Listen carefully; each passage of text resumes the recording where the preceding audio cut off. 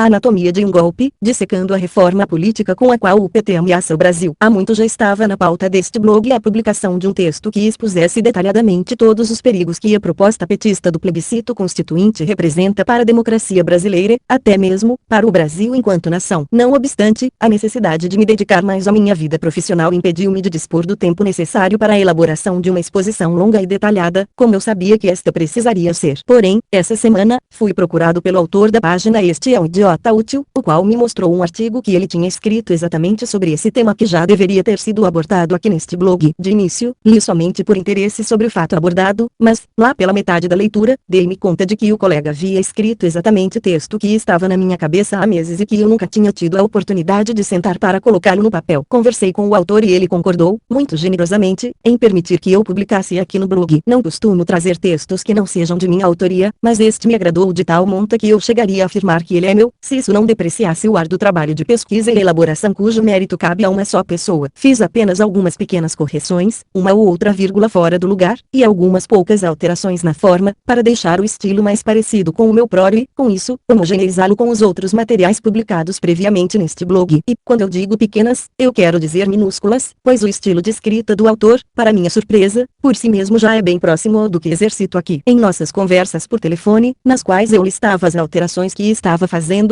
para que ele desse anuência, ele disse-me, obrigado pela força, ao que respondi, cara, se alguém precisa agradecer aqui, sou eu. Você não está entendendo, seu texto está simplesmente perfeito. É com imenso prazer e grande honra que ora apresento este verdadeiro petardo, escrito por alguém tão jovem, apenas 19 anos, mas que demonstra a capacidade de articulação de ideias e senso de investigação superiores aos da grande maioria dos jornalistas profissionais que vão às redações dos grandes jornais. Além, é claro, do estilo, o qual não posso elogiar muito, sob o risco de incorrer em narcisismo. Despiciando mencionar que, mais uma vez, trata-se de um texto longo. No Word, ele estava com 20 laudas. Estou certo de que os seguidores desse blog não se assustam com leituras um pouco mais robustas. Essa é uma das muitas vantagens de não estar escrevendo para esquerdistas. Sem mais delongas, passemos ao que realmente importa. Recentemente foi realizado o plebiscito constituinte, que pode dar início a um processo que mudará drasticamente a cara do Brasil. Clamando por uma constituinte exclusiva e soberana do sistema político, a iniciativa do PT em conjunto com diversos movimentos sociais, sindicatos e outras entidades faz parte de um esforço maior, que tem como objetivo alcançar aquilo que eles chamam de reforma política. Este processo, iniciado há anos, pede a convocação de um poder originário para mudar as regras do jogo e refundar todo o Estado brasileiro. O escopo deste texto é expor as origens dessa proposta, os objetivos dela e os possíveis próximos passos dos envolvidos, bem como as consequências da sua consolidação. Introdução. Quem conhece a história sabe que o PT não chegou ao poder com intenções de permanecer disputando eleições no atual sistema político por muito tempo. Já durante os trabalhos da Assembleia Nacional Constituinte de 1987-1988, a formação do atual sistema, o PT apresentou um projeto de Constituição Socialista, de autoria do jurista Fábio Conder Comparato, que foi rejeitado. Projeto esse que, conforme foi confessado por Luiz Inácio no ano passado, tornaria o país ingovernável. Essa rejeição fez com que o PT votasse contra o texto da atual Constituição Federal, por não ser socialista o suficiente para os padrões petistas. Até o final da década de 90, o PT ainda não acreditava que era possível chegar ao poder democraticamente e sonhava em liderar uma revolução, como disse Luiz Inácio em 2002, a tese erra assim, não havia espaço para a extrema esquerda chegar ao poder via eleitoral, em 98, que, portanto, não tinha que ficar preocupado em disputar eleição, tinha que pensar em organizar a sociedade. Dali a 20 ou 30 anos, a gente se que ia ter 30% da sociedade já socialista, e aí sim a gente poderia disputar o poder e ganhar. Mas eu não vou viver mais 30 anos, e eu quero chegar ao poder logo. O que eu faço com Olívio Dutra, que vai ser candidato a governador? Eu peço para ele não ser candidato e ficar organizando a sociedade socialista antes. Ou eu quero que ele ganhe as eleições, que vereadores do PT se elejam, que prefeitos, e a gente vai mudando a relação do Estado com a sociedade e vai construindo isso. Eis o ponto, mudar a relação do Estado com a sociedade visando estabelecer um regime político de cunho socialista. Esse é o norte do projeto petista e é para isso que eles fomentam a criação de novas relações de poder, sob a égide de criar mecanismos de participação e controle social para ampliar e consolidar a democracia, mas que, na prática, significam exatamente o contrário. A estratégia consiste basicamente em manter leque de movimentos sociais atuando nos meios estudantil, sindical, rural etc. A exemplo da UNE, da CET e do MST, que são tratados pelo governo como representantes legítimos do povo e, a partir daí, criar ferramentas políticas que aumentem o poder destes movimentos e, consequentemente, do PT, tudo feito a partir da desculpa de dar mais voz ao povo. A mais notável medida tomada pelo PT neste sentido foi o Decreto 8.243, de maio deste ano, que institui os conselhos soviéticos na administração de todos os órgãos públicos, formados por coletivos não eleitos, sob a tutela do czar dos movimentos sociais e ministro-chefe da Secretaria-Geral da Presidência, Gilberto Carvalho. O famigerado decreto bolivariano provavelmente foi o maior atentado à democracia desde a redemocratização do país e sua criação faz parte do processo de reforma política petista. O objetivo deles é que o desfecho final dessa reforma seja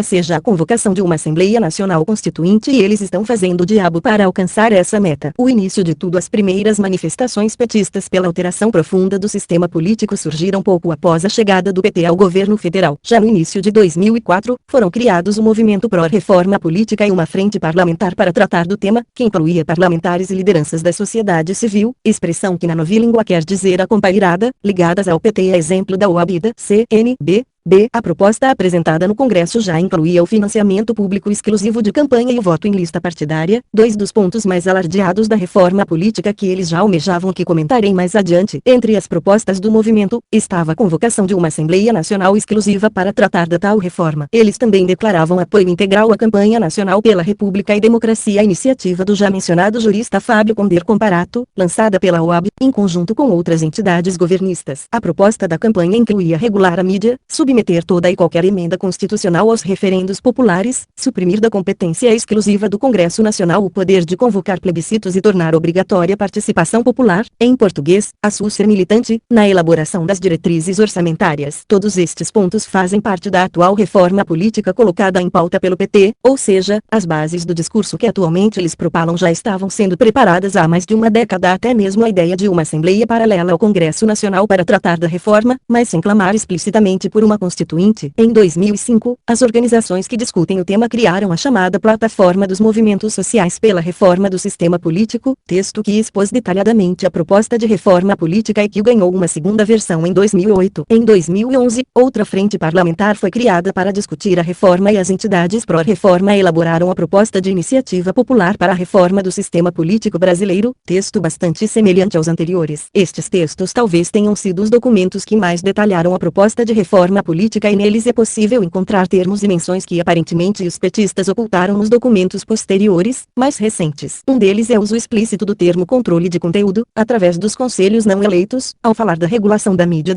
Nos documentos posteriores, a palavra controle foi completamente suprimida em detrimento do eufemismo democratização. Censurar a mídia é essencial para obter a hegemonia política e as propostas para tal sempre estiveram lado a lado das propostas de reforma política. É por isso que o PT considera urgente aprovar mecanismos que lhe dê controle sobre os meios de comunicação, em novilíngua, a democratização da mídia. Ainda no último documento citado, sobre a Constituinte, encontramos um trecho interessante: defendemos que não devem ser objeto de plebiscitos, referendos ou iniciativas populares as cláusulas pétreas definidas na Constituição de 1988 e os direitos individuais. Para mudar isso só com uma nova Assembleia Constituinte exclusiva e soberana. Ora, pelo que clamava exatamente o plebiscito que a extrema-esquerda promoveu, justamente por uma Assembleia Constituinte exclusiva e soberana. Logo, a primeira conclusão que podemos tirar daí é: a convocação da Assembleia Constituinte tem como um dos principais objetivos estabelecer o poder para alteração das cláusulas pétreas da atual Constituição. E o que são cláusulas pétreas? São os trechos da Constituição que não podem ser eliminados por propostas de emenda à Constituição, PECs, mas apenas jogando a atual Constituição na lata do lixo e convocando a uma Constituinte para escrever uma nova a partir do zero. E por quê? Simplesmente porque são elas que garantem, as chamadas cláusulas pétreas, que o Brasil seja uma república federativa, garantem o seu direito ao voto direto obrigatoriamente secreto, garantem a separação tripartite dos poderes e garantem os seus direitos individuais, a vida, a liberdade, a segurança, a propriedade e a igualdade perante a lei. Ou seja, quando o PT, ou qualquer outro movimento partido reclama para si, o poder de convocar uma Constituinte, ele está exigindo, já de início, o poder de alterar a forma como você vota, a forma do Estado, a separação dos poderes e petistas já manifestaram explicitamente o desejo de alterar essa separação e todas as demais demandas. Enfim, eles estão pedindo o poder de refundar todo o Estado Estado brasileiro, e, por conseguinte, a capacidade de poder colocá-lo sob qualquer regime que lhes convenha. E como comprovar que essa ideia totalitária surgiu mesmo do PT? Pois bem, não foi na plataforma dos movimentos sociais que a menção a uma constituinte exclusiva e soberana surgiu pela primeira vez, mas, sim, em agosto de 2006, e não apenas uma menção, foi de fato uma sugestão. E quem a sugeriu? Justamente o sujeito que mais se beneficiará com a nova Constituição, minúscula proposital, o tal Luiz Inácio da Silva. Na ocasião, o então presidente afirmou que poderia enviar ao Congresso, depois das eleições daquele ano, uma PEC propondo a convocação de uma Assembleia Constituinte. A proposta não foi bem recebida, houve alguma reação contrária e o assunto acabou abafado pelos petistas. Mas, no segundo semestre de 2007, durante o 3º Congresso do PT, a proposta foi oficializada, como se pode ler nas resoluções do Congresso. A democratização do país passa, além da luta contra os monopólios da comunicação, por modificar o sistema político, eleitoral e partidário. A reforma política deve ser feita por uma constituinte exclusiva, livre, soberana e democrática. Curiosidade, foi neste Congresso também que eles reafirmaram o compromisso com o socialismo internacionalista, defenderam questões como o aborto, a regulação da mídia, a democratização dos meios de produção e das forças armadas, as reformas agrária, urbana e política, e lançaram as bases do projeto petista que atualmente o PT executa de forma invisível, ainda que sob a luz do dia e publicamente. É importante apontar que esse Congresso contou com a presença de dezenas de delegações de entidades socialistas de 4 continentes, inclusos representantes dos governos venezuelano, cubano, vietnamita, sírio, chinês e até da Coreia do Norte. Também não poderiam faltar os muçulmanos do Fatah e da OLP. Como se pode ver, um verdadeiro pendor de democracia. Só a partir deste Congresso, os pedidos pela Constituinte começaram a surgir nos movimentos sociais como a plataforma, mas a ideia também teve alguns críticos. Em dezembro de 2007, um grupo de juristas repudiou veementemente a moção de convocar uma Assembleia Constituinte e chamaram-na pelo seu verdadeiro nome, golpe de Estado. Até mesmo o tal Fábio Comparato, já citado defensor de profundas mudanças pró-socialistas na Constituição, declarou: qualquer movimento, qualquer decisão, que tomarmos no sentido de mudar a Constituição sem passar pelo processo de emenda é um golpe de Estado. Luiz Roberto Barroso, que mais tarde seria indicado por Dilma ao STF, expôs também o aspecto fraudulento da ideia de uma Constituinte ser convocada para tratar exclusivamente de alguns pontos. Uma Constituinte é, por definição, soberana. Portanto, uma vez instalada, poderia tratar de todos os assuntos. A segunda ideia importante é a de que não há nada na Constituição atual que impeça ou dificulte a reforma política, de modo que não há qualquer sentido, também por essa razão, em se falar na convocação de uma Constituinte. A reforma política pode ser feita por emenda à Constituição e por legislação ordinária, inexistindo qualquer cláusula pétrea que interfira de maneira significativa com tais medidas. Lembrem-se destas considerações, elas resumem perfeitamente a questão. Observação: coincidentemente, um dia antes da posse como ministro do STF, Luiz Barroso mudou seu entendimento sobre a Assembleia Constituinte, declarando apoio à proposta e ao plebiscito apresentado por Dilma no ano passado. De 2007 para cá, várias outras tentativas de promover a reforma política foram tomadas. Além das já citadas, Luiz Inácio enviou um projeto para a reforma política aos presidentes do Congresso Nacional, em agosto de 2008. No ano seguinte, em dezembro de 2009, ele voltou a defender a convocação de uma Assembleia Constituinte, aproveitando-se das denúncias contra o que os petistas estavam chamando de mensalão do DEM. Parêntese importante: o objetivo do PT e da mídia em usar esses termos mensalão do DEM e mensalão tucano é exatamente o de fazer com que se perca o sentido do termo mensalão. O caso de corrupção envolvendo o DEM era um mero caso de desvio de dinheiro com fins de enriquecimento ilícito. Já no escândalo que ficou conhecido como mensalão, o dinheiro era desviado para financiar a compra do poder legislativo pelo poder executivo, o que na prática se configura em um golpe de Estado fruto das ambições totalitárias nutridas pela extrema esquerda, no caso, representada pelo Partido dos Trabalhadores. Chamar a corrupção envolvendo o DEM de mensalão do DEM é mesmo que chamar um carro de avião que não pode voar. Já Dilma Rousseff defendeu a tal reforma, o golpe, logo em seu discurso de posse. Outra iniciativa famosa foi a do deputado Henrique Fontana, PTers, que trabalhou por quase 2 anos em um relatório sobre o assunto, sem obter respaldo para votá-lo. No final de 2012, Dilma orientou o PT e os demais partidos da base aliada a tentar aprovar a proposta, sem sucesso. Em abril de 2013, Fontana tentou novamente levar a reforma ao plenário e acabou derrotado. A última tentativa de alterar a Constituição utilizando o Congresso Nacional se deu durante os protestos que tomaram o país no ano passado. Mais uma vez foram travados. Após essas sucessivas derrotas, o PT partiu para tentar obter um suposto respaldo popular para o seu projeto. Assim surgiram o projeto de lei de iniciativa popular e o plebiscito popular. Escrutinemos o que está por trás desses nomes tão bonitos. Das manifestações de junho de 2013 ao plebiscito. No dia 1º de março de 2013, o Diretório Nacional do PT lançou uma resolução política conclamando a militância coletar mais de 1,5 milhão de assinaturas para apresentar ao Congresso Nacional um projeto de lei de iniciativa popular, em português, iniciativa do próprio PT, pelo financiamento público público exclusivo de campanha, pelo voto em lista fechada,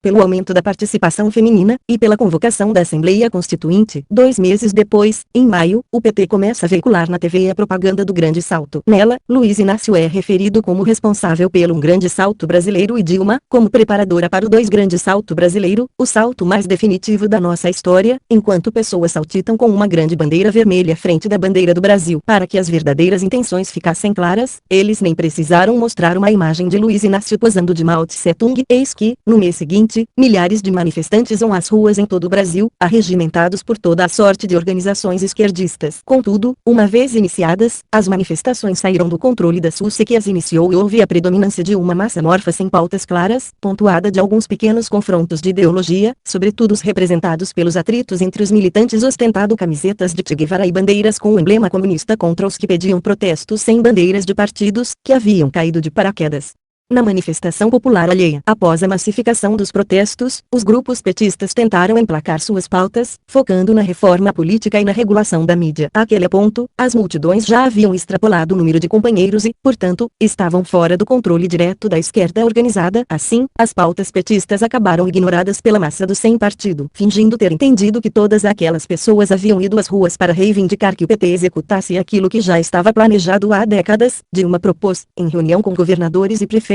no dia 24 de junho, e, logo após, com representantes do movimento Passe Livre, MPL, a convocação de um plebiscito para a formação da Constituinte. No dia seguinte, um grupo de professores de direito, procuradores, advogados e membros do judiciário escreveram um manifesto contra a medida, apontando os perigos da ideia, a exemplo das fragilizações do Estado democrático de direito e das instituições democráticas. Alguns ministros do STF também manifestaram-se contra a convocação de uma Constituinte, apontando a inconstitucionalidade e golpismo da ação. Sem apoio de ninguém além dos próprios petistas, Dilma desistiu da ideia do plebiscito pela Constituinte, substituindo-a por uma proposta de plebiscito apenas sobre 5 pontos. 01. Financiamento público de campanha. 02. Voto proporcional ou distrital. 03. Manutenção da suplência para senador. 04. Fim do voto secreto no Congresso. E 05. Manutenção de coligações partidárias proporcionais. O que estava por trás da mudança era, além do escasso apoio à proposta anterior, a vontade de que o resultado do plebiscito valesse já nas eleições deste ano. Porém, proposta de um plebiscito antes das eleições encontrou resistência até mesmo dentro da base aliada do governo, vinda do PMDB. Após uma semana, a proposta do plebiscito foi sepultada, em boa parte por ação dos PMDBistas, com o argumento principal de que não haveria tempo hábil para que todos os trâmites legislativos fossem percorridos e encaminhado o pedido ao Tribunal Superior Eleitoral, como se o PT estivesse preocupado com essas fírulas burguesas para atrasar a revolução. Após essa derrota, o PT e todas as forças envolvidas passaram a adotar um tom mais radical, afirmando que esse Congresso nunca aprovará a reforma política ao gosto dos petistas, como declarou Luiz Inácio, no último 8 de abril, em entrevista aos blogueiros petistas. A reforma política eu estou convencido que esse Congresso não fará. Hoje eu sou totalmente favorável a uma Constituinte. Eu sinceramente acho que não tem outro jeito. O detalhe é que quem entrar no link do vídeo verá o cinismo nécio ao apontar o que deve mudar na política brasileira. Basicamente as alegações giram em torno de do jeito que está, o PT só estão conseguindo eleger 20% da bancada do Congresso, como se ele próprio tivesse autoridade para escrever a nova Constituição Federal, e confessando o óbvio, o objetivo da nova Constituição é levar o PT à hegemonia política. Com o esfriamento dos protestos e a rejeição do Congresso, os petistas começaram uma nova estratégia para emplacar a reforma política, a organização de um plebiscito popular elaborado pela própria militância socialista. Em meados de setembro de 2013, cerca de 70 entidades esquerdistas se reuniram na plenária dos movimentos sociais, quando decidiram criar o plebiscito constituinte. O PT também declarou que a campanha lançado no ano passado, pela coleta de assinaturas do projeto de lei de iniciativa petista popular e que também pede a convocação da Constituinte entraria numa nova fase, a partir de maio. Mas, aparentemente, essa campanha não fez muito sucesso e a militância focou no tal plebiscito mesmo. Em dezembro de 2013, os petistas reuniram-se em seu 5º Congresso Nacional e se esforçaram para compreender as manifestações as quais assustaram, àquela altura, pela magnitude e pela falha da militância ao tentar impor as próprias pautas. Segundo eles próprios, o partido haveria se burocratizado durante os 12 anos em que esteve no poder, não conseguindo responder aos anseios da nova classe média, Veja, a essa altura do nosso texto, vocês já pegaram a manha, então se não se fazem mais necessárias as traduções do petralhês para o português no texto de contribuição ao debate, criado para o Congresso, eles encenam o seguinte meia-culpa: governantes e parlamentares do PT, pressionados por seus afazeres institucionais, ganharam exagerada autonomia em relação à atividade partidária. Esses e outros fatores contribuíram para certa burocratização do partido e consequente perda de importância de suas direções junto aos governos. O PT deixou de ser aquele intelectual coletivo, seja lá que for que isso signifique, que, se espera, deva ser um partido de esquerda. Afastou-se do socialismo, não por negá-lo, mas por ser incapaz de pensá-lo de forma criativa. Acossados pelas tarefas de governo e pelas vicissitudes da luta política, não fomos capazes, no entanto, de inserir as transformações que realizamos em uma estratégia de longo prazo, que pudesse apontar para uma efetiva renovação do socialismo no século XXI. Nesse mesmo documento, o partido confessa ainda que está enfrentando dificuldades para alcançar a fase de implantação do socialismo e reafirma o desejo de alterar profundamente o sistema político, inclusive chamando as atuais instituições de arcaicas, mas não é fácil para o partido, tampouco, realizar a complexa tarefa de apoiar seu governo e, ao mesmo tempo, empurrá-lo para além dos limites que lhes impõe a conjuntura ou instituições. Muitas vezes arcaicas. Desde 2003, sobretudo, temos enfrentado dificuldades em mudar o sistema político brasileiro, verdadeira camisa de força que impede transformações mais profundas e impõe um presidencialismo de coalizão SIC. O país tem de enfrentar uma mudança constitucional, a ser obtida por meio de variados mecanismos de consulta ao povo, como o plebiscito. Em suma, o PT não aguenta mais ter que negociar com o centrão sem ideologia, que cobra caro pelo apoio, lembram-se do mensalão, e trava as transformações mais profundas. Uma nova Constituição livrará o PT da camisa de força formada pela base aliada não pertencente ao Foro de São Paulo e pela oposição, além de evitar o surgimento de alguma força política que porventura possa vir a se configurar como uma oposição efetiva às ambições totalitárias do partido. E o plebiscito constituinte é o primeiro passo para essa verdadeira revolução. O plebiscito constituinte. Um plebiscito é um mecanismo pelo qual os cidadãos são consultados, através do voto, para decidir se determinada mudança legislativa deve ou não ser instituída. Previsto pela Constituição, somente pode ser convocado pelo Congresso Nacional. A imagem a seguir resume o processo plebiscitário. Apesar disso, a esquerda brasileira já organizou 4 plebiscitos sem qualquer valor jurídico, chamando-os de plebiscitos populares. O primeiro deles, em 2000, clamava pela suspensão do pagamento da dívida externa e recolheu cerca de 6 milhões de votos. 96,5% dos votantes apoiaram a mendacidade. 2 anos depois, mais de 100 movimentos organizaram o plebiscito contra a ALCA, a temida área de livre comércio das Américas. Tudo que tem a palavra livre faz arrepiarem os cabelos dessa gente. Mais de 41 mil urnas recolheram os votos de 10 milhões de pessoas, 98,3% de rejeição à criação da ALCA. Em 2007, 3,7 milhões de pessoas participaram do plebiscito que indagava sobre a reestatização da Companhia Vale do Rio Doce. Desses, mais uma vez a quase totalidade dos votos, agora 94,5%, apoiaram o que o plebiscito em questão estava solicitando, a reestatização, mas nós sabemos que esses resultados são apenas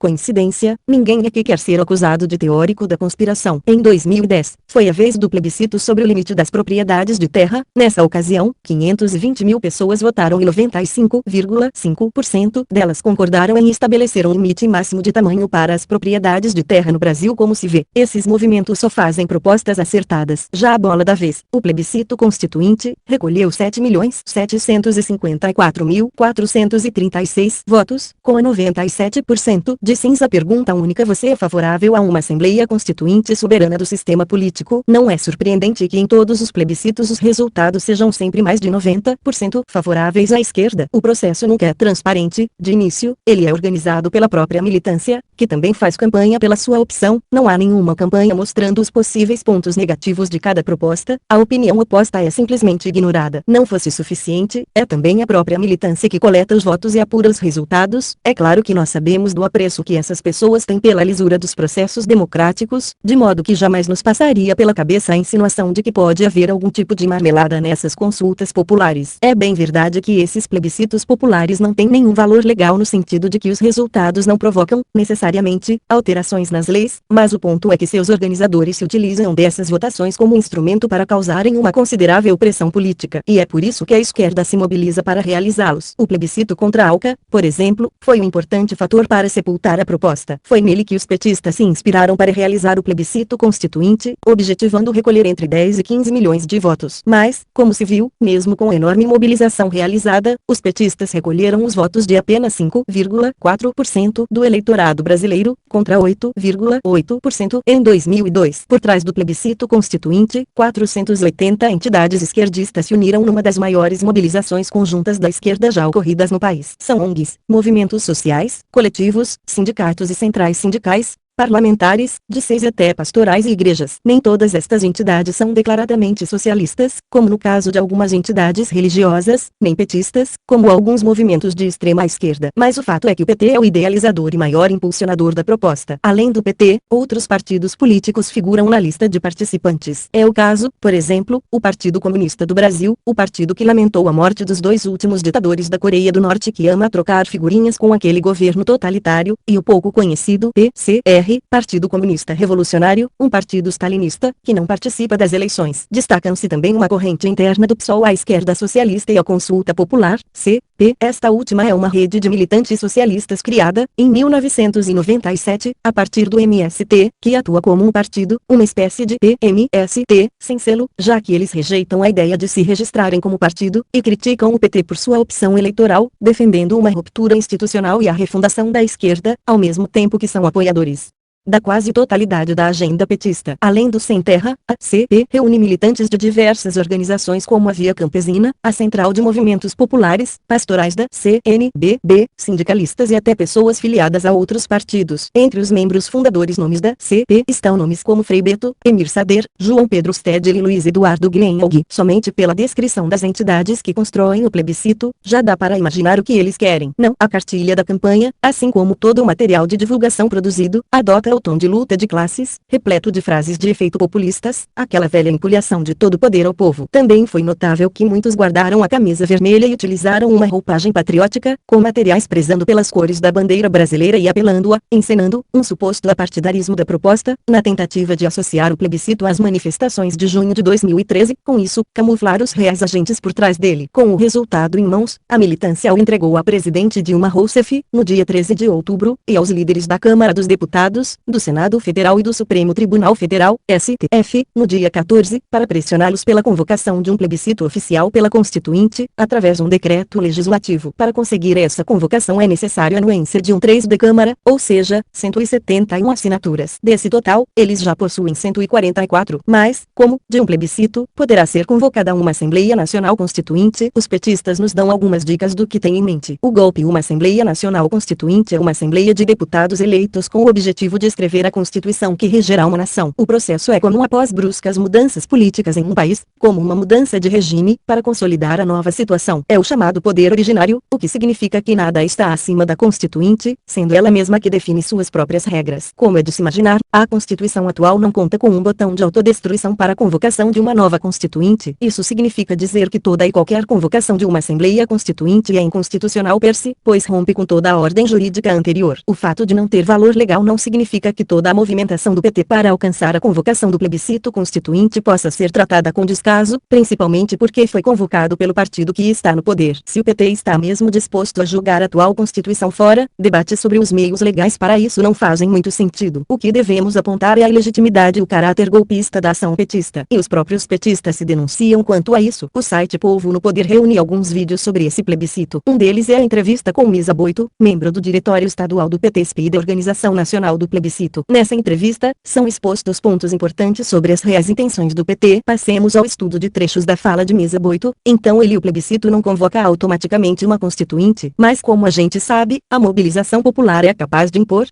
coisas que a lei não prevê. A candidatura à reeleição da Dilma, ela é uma candidatura que se destaca entre todas como a que tem a possibilidade tem responsabilidade de abraçar a ideia de uma constituinte, aliás, que foi uma proposta que ela mesma fez em junho do ano passado, mas que depois foi bombardeada por seu aliado PMDB nesse famigerado presidencialismo de coalizão, que é um dos aspectos que a reforma política tem que atacar, que é, um presidente se elege, mas para governar o seu partido não faz mais do que 20% da bancada parlamentar e fica refém da maioria do Congresso. Neste trecho podemos observar dois dos mais cínicos pontos defendidos pelo PT. Primeiro, o de que a mobilização popular, que na verdade é apenas uma grande manifestação petista, pode simplesmente jogar a Constituição Federal na lata do lixo e escrever uma nova. E lembrem que a mobilização popular contemplou apenas meio décimo dos eleitores do país. Ao mesmo tempo, eles não escondem o desejo de acabar com o presidencialismo de coalizão e com a necessidade de lidar com uma oposição. É a defesa explícita de um golpe de Estado. Sobre o Senado, Boito diz: aí alguém pode me perguntar, então seria o caso de democratizar o Senado? Não, não tem necessidade de ter Senado no Brasil. A Câmara, um Congresso Nacional composto pela Câmara de Deputados, sem uma Câmara Revisora poderia legislar. Sim, é isso mesmo que você entendeu. Se a Constituinte for convocada, o Senado provavelmente será extinto. E não é a primeira vez que os petistas sugerem tal medida. O texto base da resolução política que o PT aprovou no 4º Congresso Nacional, em 2011, também defendia a extinção do Senado. E, logo após Dilma propor a convocação de um plebiscito para a Constituinte, durante os protestos de junho, a CAT emitiu uma carta também propondo a extinção da Casa. O fim do sistema bicameral representaria o fim da federação como conhecemos, centralizando ainda mais o poder nas mãos de quem estiver no controle do governo federal e, conforme é possível entender pelos fatos narrados nesse texto, estabelecer o controle absoluto e totalitário do Estado, portanto, também, do governo, sem nenhuma chance de oposição. É exatamente o objetivo do PT. Ainda na mesma entrevista, Boito afirma: uma pergunta que as pessoas fazem muito é se a gente não corre o risco de uma Constituinte eleger deputados de direita, ou deputados também picaretas, ou não sei o que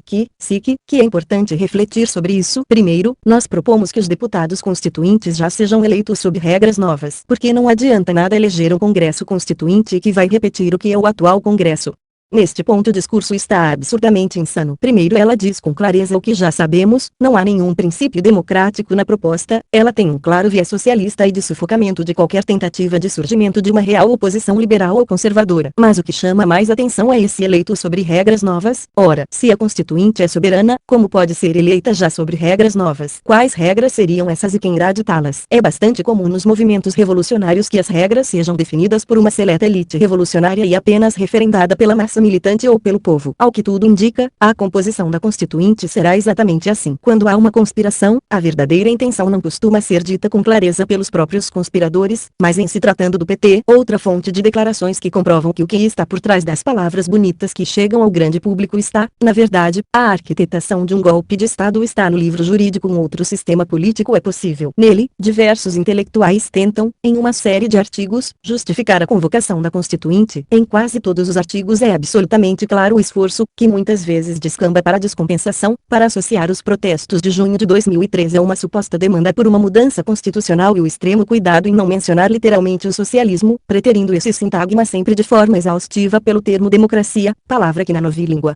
esquerdista designa exatamente ditadura do proletariado. Mas, como se pode imaginar, dezenas de intelectuais marxistas são citados centenas de vezes, e todo o blá blá blá esquerdista é repetido de forma extenuante e cansativa. E, como a cereja do bolo, são tomadas como exemplos as reformas constitucionais das republiquetas bolivarianas, Venezuela, Equador e Bolívia. Outro dos diversos documentos em que o PT deixa claros os reais objetivos dessa Constituinte é o texto Entendendo o Poder Constituinte Exclusivo, no qual podemos ler: o poder constituinte originário é político, uma vez que está rompendo com a Constituição vigente. Logo, é claro que este poder é ilegal e inconstitucional perante a ordem com a qual está rompendo. Não se trata de uma discussão jurídica, mas política. Não há uma forma jurídica para a sua convocação. Ele poderia até mesmo ser convocado por uma emenda, como ato político, mas isto não encontra sustentação lógica na teoria constitucional. Efetivamente, não interessa como ele será convocado, pois ele é um poder de fato e não de direito. É necessário um plebiscito? Não. Mas, sem dúvida, na atual situação que vivemos no Brasil, o plebiscito é uma forma de se legitimar este poder constituinte originário. Prestem atenção no que está dito no trecho acima: efetivamente, não interessa como ele será convocado, pois ele é um poder de fato e não de direito.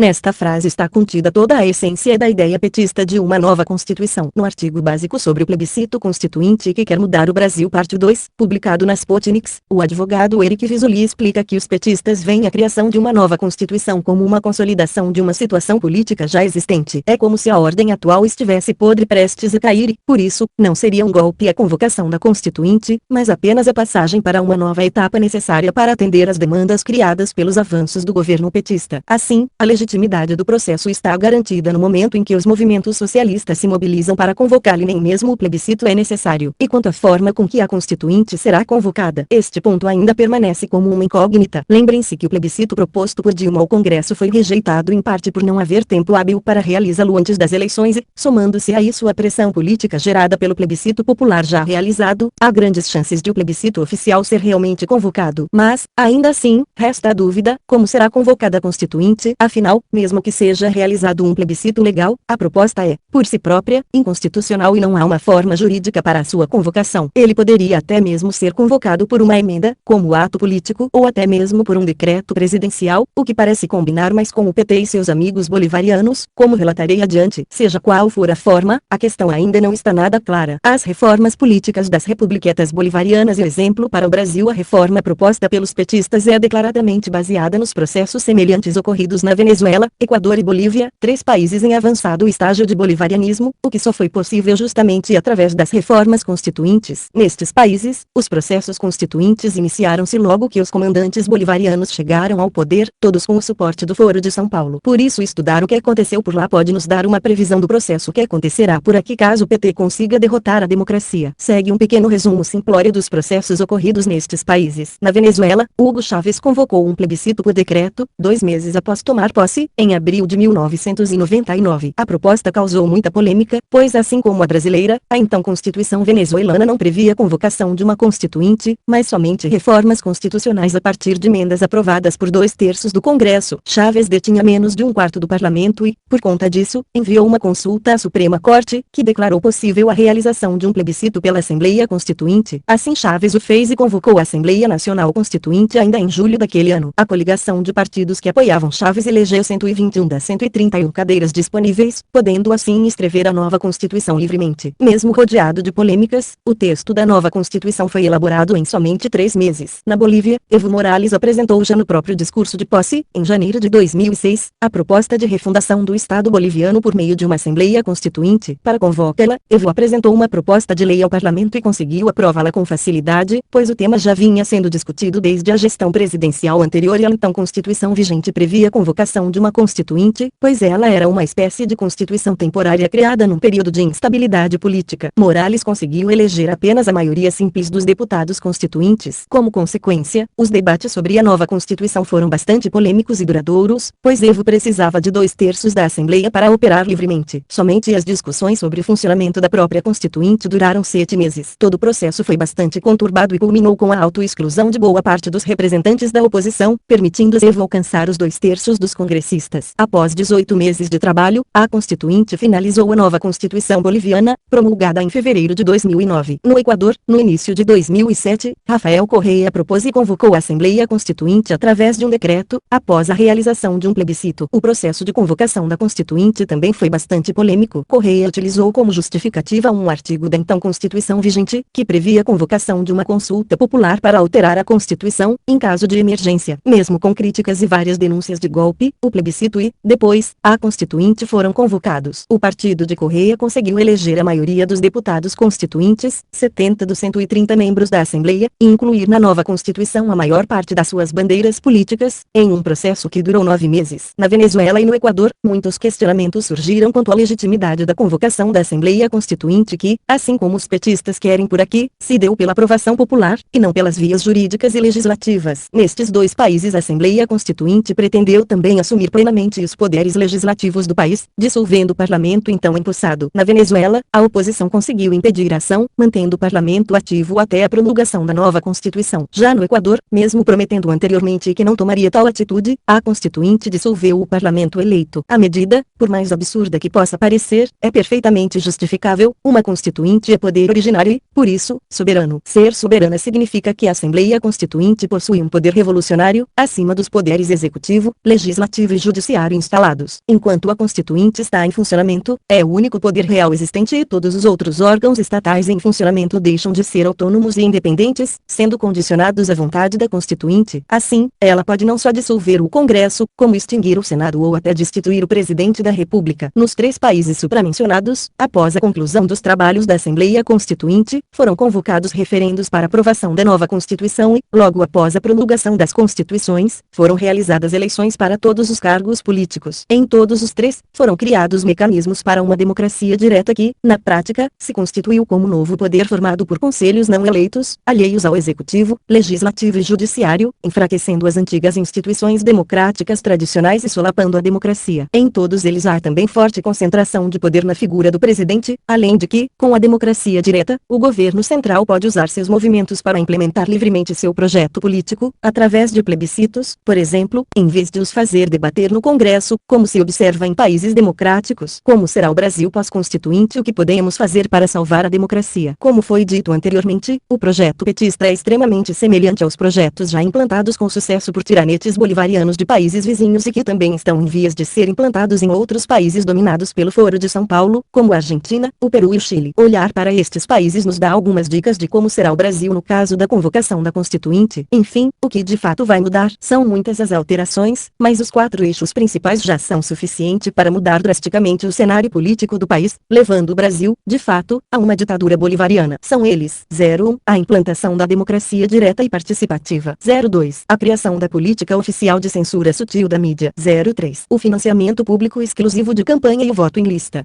04. O aparelhamento das polícias e a consolidação do Estado policial. Eis uma rápida explicação sobre cada um destes pontos. 01. A implantação da democracia direta e participativa. Quando o ministro Cardoso sugeriu repensar a separação dos poderes, era justamente disso que ele estava falando. Marca registrada do bolivarianismo, a criação do quarto poder é uma sacada que permite construir uma ditadura com fachada de democracia. Com a adoção desse sistema, o poder legislativo passa praticamente a servir de enfeite e as decisões mais importantes são tomadas por plebiscitos, a tal democracia direta, e por conselhos não eleitos, sob a tutela da presidência, a democracia participativa. O famigerado Decreto 8.243 deu início a esse processo no nosso país, mas a nova Constituição promete implantá-lo de vez. Na já citada proposta de reforma política de 2008, os petistas dão indícios de como funcionaria o modelo no país. Seria criado um sistema integrado de participação popular, no qual os sovietes definiriam a pauta do legislativo e comporiam conselhos com poder deliberativo no Ministério da Fazenda, Banco Central, BNDES, Caixa Econômica Federal, Banco do Brasil e em outras instituições financeiras. Seria criado também um fórum permanente para participar do processo orçamentário. Além disso, passaria a ser obrigatória a convocação de plebiscitos ou referendos para 01. Criação ou desmembramento de estados e municípios. 02. Privatização de empresas públicas. 03. Acordos comerciais com países e instituições como o FMI e o Banco Mundial. 04. Concessão de serviços públicos. 05. Alienação de jazidas minerais. 06. Mudanças constitucionais em leis de iniciativa popular. 07. Para estabelecimento de limites de propriedade de terra. Cabe lembrar também que, caso o PT consiga o poder de refundar o Brasil, poderá implantar a gestão democrática das cidades, proposta da prometida reforma urbana e já prevista no Estatuto das Cidades, que nada mais são do que a proposta de criação de conselhos não eleitos também na administração das cidades, minando os poderes legislativo e executivo municipais. Como foi dito anteriormente, o grande problema dessa iniciativa é que tais conselhos serão compostos por entidades aparelhadas pelo PT. Assim, o PT pode legislar através desses conselhos eliminando a necessidade de lidar com opositores. Notem como é uma solução muito mais eficiente que comprar a oposição, como no caso do mensalão, e com as instituições arcaicas. Um exemplo disso já existente é a tentativa de criar um conselho não eleito anexo ao Itamaraty para colocar em pauta outros interesses sociais em matéria de política externa, sendo que o grupo popular que comporá tal conselho promove conferências com a participação de Luiz Inácio, Roberto Amaral, ex-presidente do PSB, Walter Pomar, petista líder do Foro de São Paulo, e membros do MST, QUET e UNE. 02. A censura sutil da mídia. Cinicamente chamada pelos petistas de democratização da mídia, a regulação das comunicações é essencial para consolidar o projeto político do PT, pois, a partir de seu controle, o governo poderá esconder os casos de corrupção do partido, os péssimos indicadores do governo e as críticas da oposição. Um exemplo cabal dessas intenções foi o que ocorreu após a condenação dos mensaleiros, quando o deputado José Guimarães, PT, irmão do mensaleiro genuíno, culpou a elite, o poder judiciário e a mídia pela condenação dos criminosos, declarando que a melhor resposta aos ataques da mídia é a reeleição de Dilma e que, após as eleições, o PT irá regular a mídia quer queiram, quer não queiram.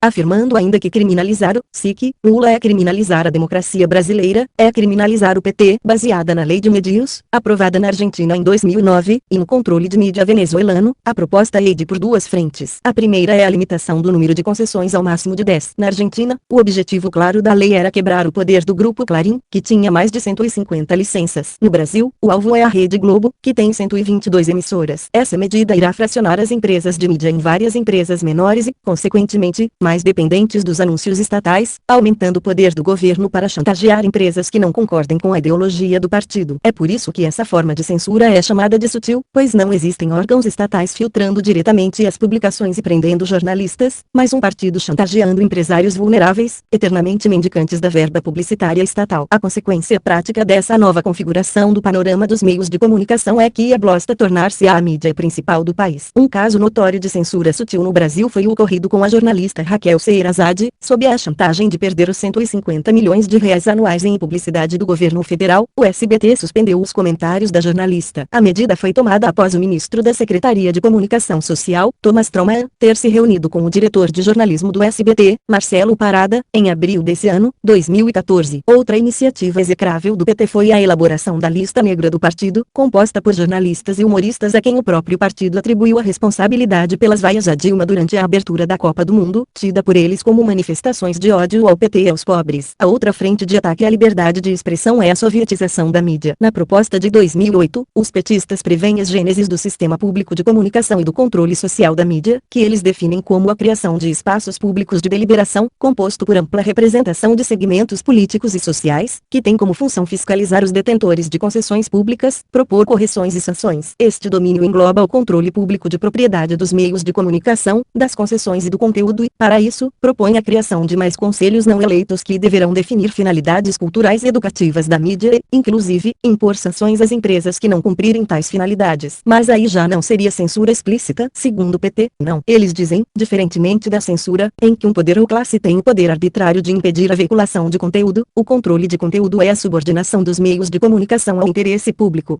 E já que eles se veem como os portadores do interesse público, esta combinação entre democracia direta e censura sutil é o suficiente para estabelecer uma ditadura no país, como diz Luciano Ayan, no texto Desconstruindo o PT 2, um partido golpista. Com este tipo de programa, a ditadura estabelecida é do tipo mais perigoso possível devido à fachada de democracia. Ou seja, falamos de uma ditadura dissimulada. Existem eleições, assim como jornais privados. Mas, com a mídia amordaçada e chantageada economicamente pela elite comandando o Estado, é muito fácil maquiar a realidade. Para que se tenha uma ideia, imagine que com uma mídia censurada você não saberia que o país está em recessão e que na semana passada tivemos um novo escândalo na Petrobras. A partir daí, informações vitais para entender seu país são escondidas da opinião pública. A consequência imediata é a perda total de vergonha na cara por parte dos donos do poder, que passam a viver como deuses. Os investidores desaparecem do país, buscando nações com mais liberdade. O desemprego explode, com o racionamento de alimentos ocorrendo inevitavelmente. O povo pobre é o que mais sofre neste cenário. E não para por aí. Ainda há outras medidas essenciais para o PT garantir sua permanência no poder.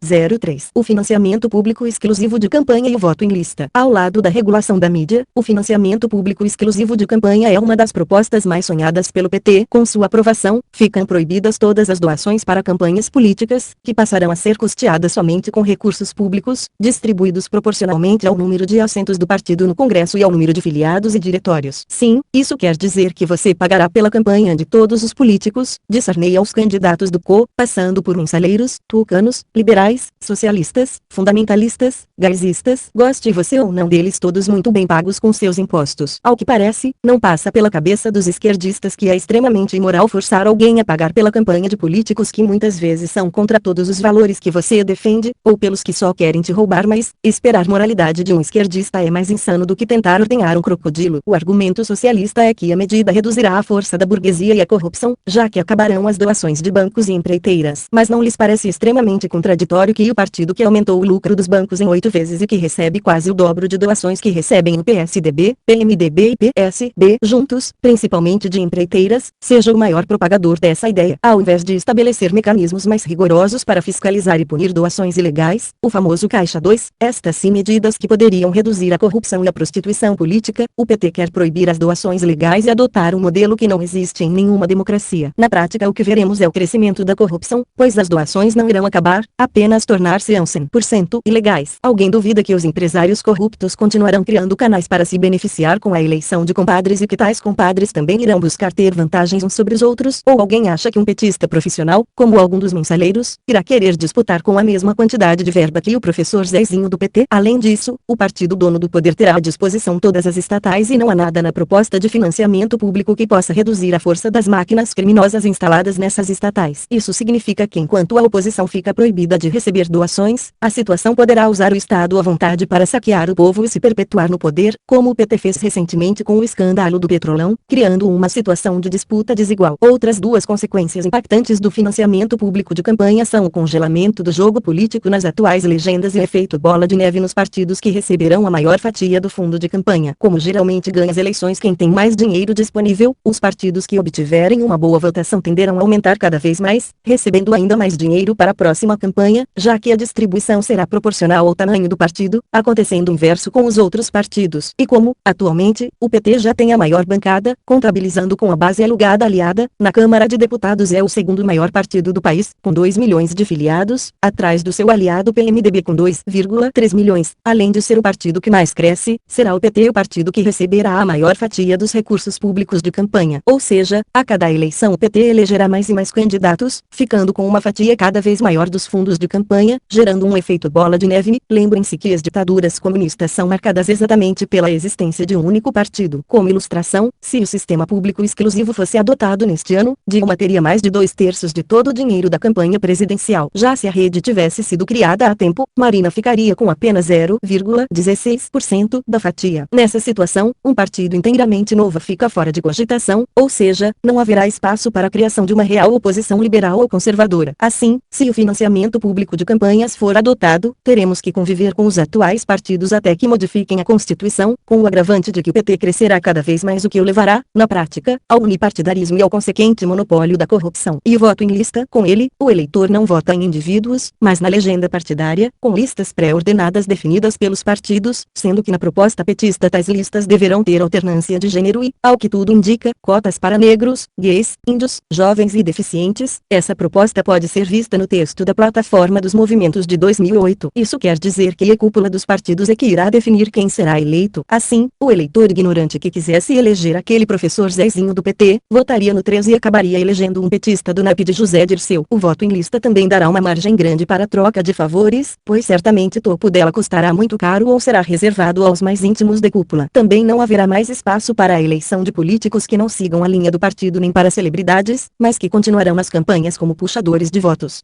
04. O aparelhamento das polícias e a consolidação do Estado policial. O fim da PM é uma pauta que a esquerda vem tocando há uns 4 anos com o pretexto de melhorar a segurança pública. Porém, o que se vê partindo dos petistas é um projeto que garantirá a eles o controle militar do país, a unificação das polícias civil e militar numa nova força policial submetida às diretrizes federais. A proposta pode ser vista na PEC 51, de autoria do senador, que foi candidato a governador do Rio de Janeiro nas eleições de 2014, Lindbergh Farias, PT. Com a criação da nova polícia, as Forças Armadas perderiam metade da reserva, os 500 mil policiais militares do país. Para enfraquecer ainda mais as FAR, há também a proposta de democratização das Forças Armadas citada no 3 Congresso do PT. Na verdade, não sabemos ao certo a que esse termo se refere, mas é previsível que também estejam preparando uma redução do efetivo e abolição do alistamento obrigatório, como foi feito na Argentina. Além disso, a partir do momento que é criado uma categoria profissional de civis, é criado também um sindicato. Assim, o PT também poderá deter o controle indireto das polícias através de sindicatos. Com essa reviravolta no controle militar do país, a saída do PT do poder jamais passaria de um sonho distante. O mesmo já aconteceu na Venezuela. Lá, a Guarda Nacional Bolivariana e o Exército são fiéis a Maduro e agem de forma bastante violenta contra os manifestantes que pedem o fim da ditadura no país, como se viu no início deste ano. Além do controle militar, com a Constituinte, o PT poderá avançar no aparelhamento da Polícia Federal e de sua máquina de assassinar reputações e perseguir inimigos políticos, além de implantar a Supersecretaria Nacional de Justiça que absorverá a SENAD, Secretaria Nacional de Políticas sobre Drogas, o COAF, Conselho de Controle de Atividades Financeiras, e possivelmente até a ABIN, Agência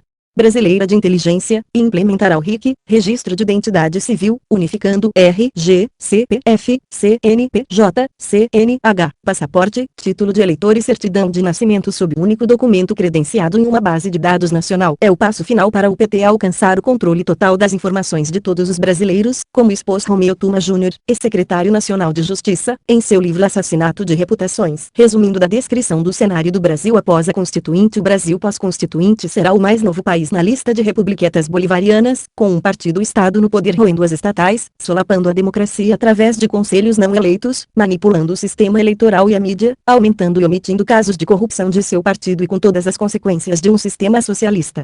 perseguição política, silenciamento dos opositores, inflação alta, fuga de investidores, escassez de alimentos e materiais de necessidade básica, desemprego, fome e miséria, tudo, como já ocorre na Venezuela, país que passou pelo mesmíssimo processo de golpe democrático. Nunca antes na história desse país, a democracia brasileira, ou pelo menos o que ainda resta dela, esteve tão ameaçada. Não há nada mais urgente para os brasileiros que amam a liberdade do que lutar contra o projeto petista. Muitos estão sendo manipulados pelo discurso pró-mudanças feito por militantes que muitas vezes conseguem esconder que por trás da proposta de convocação de uma Assembleia Nacional Constituinte está apenas um projeto totalitário. Muitos nem mesmo entendem a dimensão do poder de uma Constituinte. É preciso denunciar com todas as forças o que é a proposta de reforma política, quem a está propondo, como, quais as mudanças estão sendo pensadas e as devastadoras consequências de sua consolidação. Diante dessa tenebrosa perspectiva, o que fazer? Para agora, o mais importante é pressionar o Legislativo para que não assine sua própria sentença de morte e sepulte de vez a ideia de convocar um plebiscito. Jogar a atual Constituição Federal fora é o projeto do PT, desde que chegaram ao poder, e eles nunca estiveram tão próximos de alcançar tal meta. Caso eles recebam um não definitivo do Congresso ou sejam derrotados nas urnas, não podemos desconsiderar também uma possível ação golpista do governo federal, tal qual fizeram seus aliados Chaves e Correia, como, por exemplo, decretar a convocação do plebiscito ou da própria Constituinte. Neste caso, apenas um impeachment do presidente poderia impedir o golpe bolivariano. Ao mesmo tempo, eles também nunca estiveram tão próximos de ver seus planos irem por água abaixo. A bancada recentemente eleita foi considerada por alguns analistas, apesar do termo controverso, como a mais conservadora eleita desde 1964. A rejeição ao projeto petista e ao socialismo como um todo ganha cada vez mais adeptos na sociedade e o PT tem grandes chances de perder a eleição presidencial. Com a derrota do PT, a ameaça totalitária será suspensa, pelo menos uma que se desse por vias institucionais. Mas não é de bom alvitre contar com essa possibilidade. Aqui cabe lembrar que o advogado do PT, Dias Toffoli, foi alçado ao cargo máximo dentro do Supremo Tribunal Eleitoral. Só nos resta continuar expondo a verdade e lutando contra o caos socialista. Salvar o que restou da democracia é para ontem.